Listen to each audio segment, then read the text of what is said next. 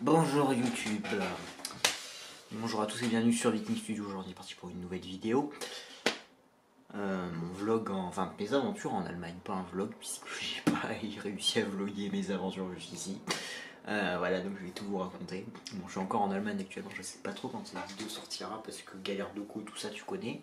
D'ailleurs je pense que cette vidéo va s'intituler Les aventures de Noupi en Allemagne ou Noupi en Allemagne, parce que vu toutes les galères qui m'arrivent, on peut se permettre de m'appeler Noupi, puisque je suis vraiment un boulet. Donc on va commencer mes aventures. Donc, en fait je suis en stage en Allemagne, donc à Wilhelmshaven. C'est une ville de la Basse-Saxe. Accessoirement c'est la ville où il y a le plus gros arsenal militaire allemand, enfin de la marine allemande. C'est l'une des deux bases de la marine allemande, et c'est le gros arsenal vraiment, et vraiment depuis longtemps genre.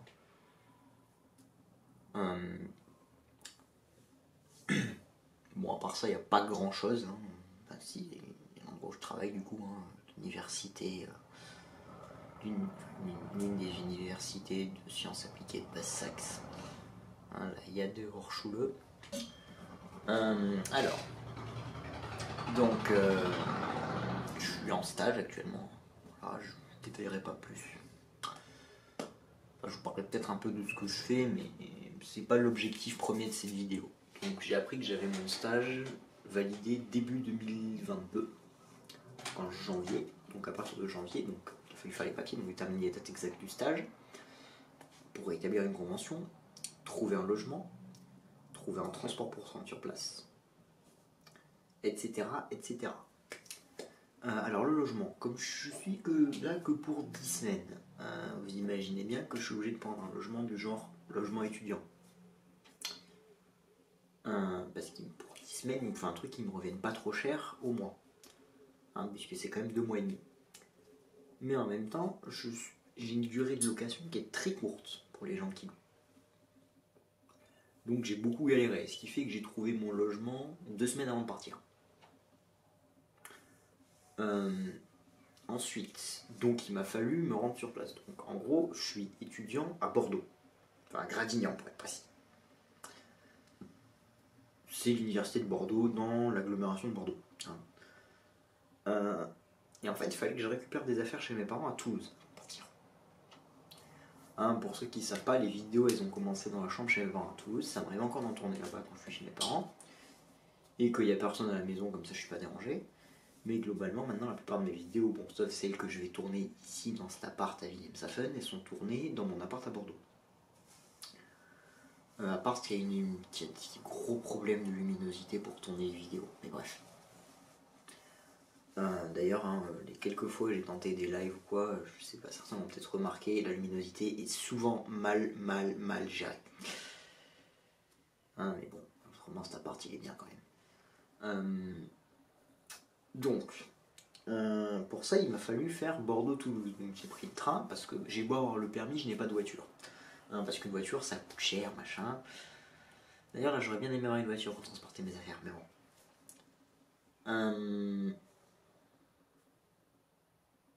Alors bon, crevé parce que entraînement la veille.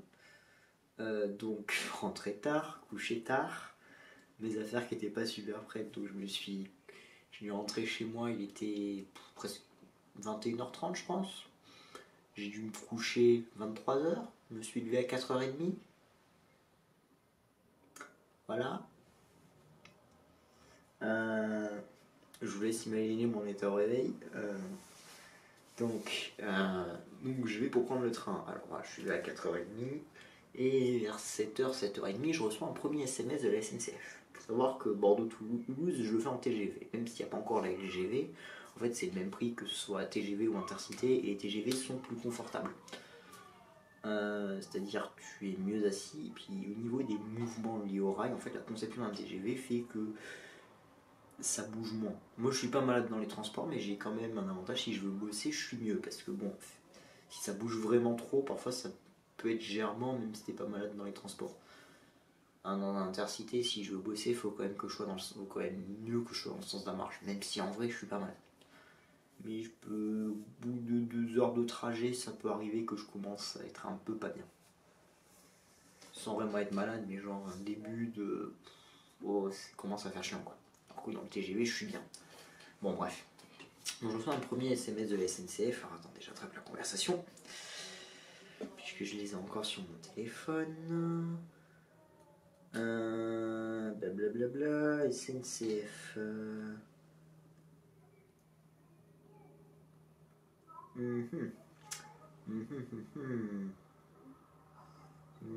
Samedi 2 avril, voilà.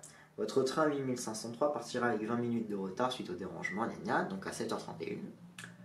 Bon, très bien. Donc là, je me dis, bon, 20 minutes de retard, ça va. Bon, j'aurais pas gros remboursement, mais c'est un peu chiant, mais ça devrait être jouable. Un quart d'heure plus tard, un peu moins d'un quart d'heure plus tard, à 7h44, je reçois un deuxième SMS de la SNCF. Votre train 8503 partira avec 35 minutes de retard. Bon, là, ça commence à faire beaucoup quand même, 35 minutes. Mais j'aurai droit à la garantie. Mais c'est chiant. À 7h53, donc encore une dizaine de minutes après, je reçois un troisième SMS de la SNCF. Votre train 8503 partira avec 55 minutes de retard. Là, je commence à me dire, ouais, ça va casser les couilles, il faut que j'ai des affaires à récupérer, à préparer. Je pars lundi matin tôt, j'ai envie de pouvoir préparer mes affaires et me reposer un peu. Parce que je suis crevé, et il va falloir absolument que je dorme. Parce que je vais devoir me lever très tôt lundi matin et je vais arriver assez tard. Je sais que ça va pas forcément être simple le trajet parce que je me dis qu'il peut y avoir des galères. D'ailleurs, vous verrez dans la suite de la vidéo que j'ai eu raison de me dire qu'il peut y avoir des galères. Mais bon, bonne nouvelle, 3 minutes plus tard, à 7h56, je reçois un nouveau SMS de la SNCF. Le retard de votre train 8503 au départ de Bordeaux-Saint-Jean est maintenant estimé à 40 minutes. Tiens, on commence à gagner. Et puis, une vingtaine de minutes après, à 8h17, je reçois un autre SMS, comme quoi le retard est maintenant estimé à 30 minutes. Bon, bah tant mieux. Et au final, à 10h17, j'apprends que j'arriverai avec 30 minutes de retard. En réalité, je suis arrivé avec un peu moins, ce qui fait que ça saoule parce que je suis arrivé avec genre 20 et quelques minutes, et que tu n'auras aucune compensation pour le retard qu'à partir de 30 minutes. Oui, parce qu'en fait, retard de plus de 5 minutes, c'est rare, mais entre 5 et 30 minutes, c'est beaucoup plus courant que plus de 30 minutes. Et donc ça coûterait trop cher à la SNCF de dire on rembourse au bout de 10-15 minutes. Alors qu'en Allemagne, par exemple, c'est à partir de 20 minutes de retard que tu auras des garanties voyageurs. Bon, garantie, je n'ai pas eu de remboursement, mais j'ai eu des changements de billets, vous verrez, parce que j'ai bien galéré. Donc ça, voilà, c'est pour moi un tout. Je suis arrivé un peu en retard. Mais la suite de mes aventures, c'est dans la prochaine vidéo. En attendant, abonnez-vous pour ne pas la rater.